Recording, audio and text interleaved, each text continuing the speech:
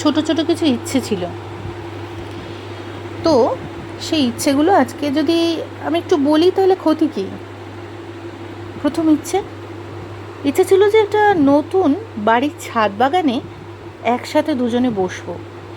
ডিসেম্বরের হালকা রোদ্দুরে পা ছুঁয়ে যাবে দুজনের, অপলক দৃষ্টিতে একে অপরকে দেখব। একসময় এক কাপ গরম চা এগিয়ে বলবো, গুড মর্নিং।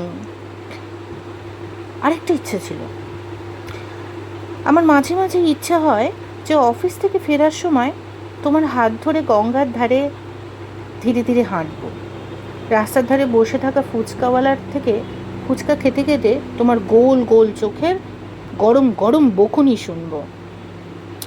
আর একটা ভীষণ ইচ্ছা ছিল জানো, তোলপাড় করা বৃষ্টিতে একটা অপলকা ছাতাকে ভরসা করে তুমি আর আমি বৃষ্টি থেকে বাঁচবো। এমনটাও ভেবে রেখেছিলাম, কোনো একটা তারা ভরা রাতে খোলা আকাশের নিচে একসাথে কাটিয়ে দেবো গোটা রাত্রিটা। কিন্তু হলো না, তুমি থামলে না, বলাও হলো না, একটা কথাও না, একটা ইচ্ছেও না, তুমি চলে গেলে। অনেক না বলা ইচ্ছেদের তাই আজকে ছুটি দিচ্ছি। তোমায় যাচ্ছি বলছি না, জানিয়েও যেতে পারলাম না, কারণ তুমি থামোনি বলে। নিজেই বলছি, চলি, ভালো থেকো।